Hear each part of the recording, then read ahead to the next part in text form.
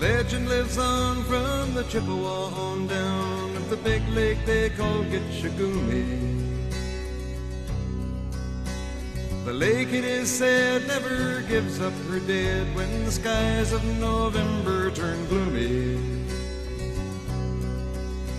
With a load of iron ore, 26,000 tons more than the Edmund Fitzgerald weighed empty. That good ship and true was a bone to be chewed when the gales of November came early. The ship was the pride of the American side, coming back from some mill in Wisconsin. As the big freighters go, it was bigger than most, with a crew and good captain well seasoned, concluding some terms with a couple of steel firms when they left fully loaded for Cleveland. Then later that night when the ship's bell rang, could it be the north wind they'd been feeling?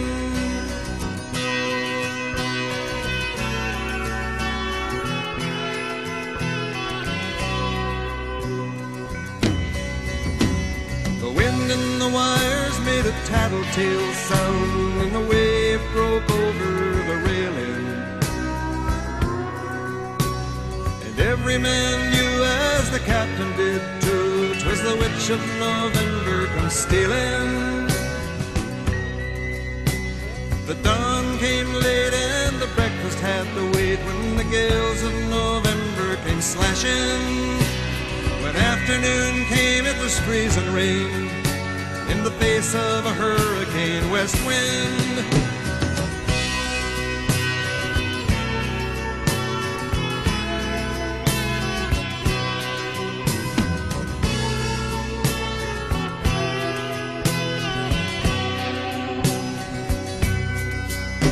When supper time came, the old cook came on deck saying, "Fellas, it's too rough to feed you." 7 p.m. a main hatchway caved in. He said, "Fellas, it's been good to know ya." The captain wired in, he had water coming in, and the good ship and crew was in peril. And later that night, when his lights went out of sight, came the wreck of the Edmund Fitzgerald.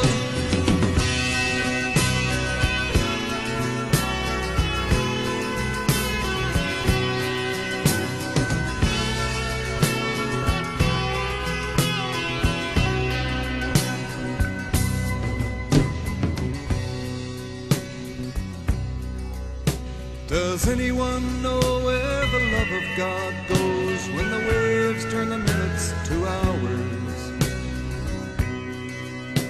The searchers all say they'd have made Whitefish Bay if they'd put 15 more miles behind her.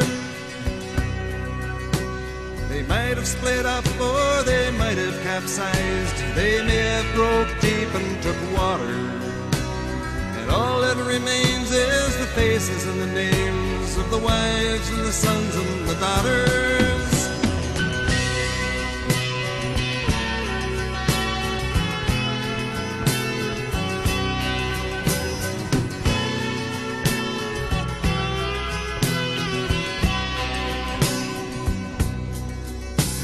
Lake Huron rolls Superior sings in the rooms of her ice water mansion. Old Michigan steams like a young man's dreams. The islands and bays are for sportsmen.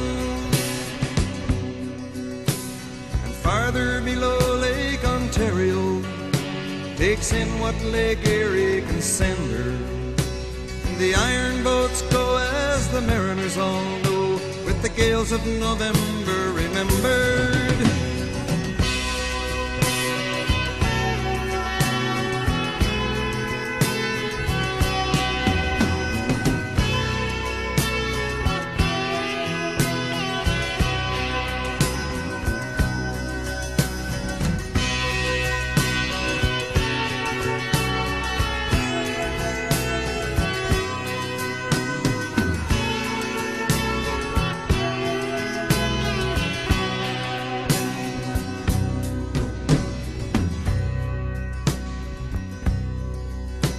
In a musty old hall in Detroit they prayed in the Maritime Sailors Cathedral.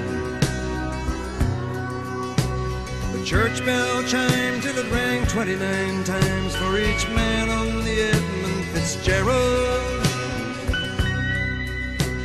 The legend lives on from the Chippewa on down of the big lake they call Gitchagumi. Superior, they said, never gives up her dead when the gales of November come early.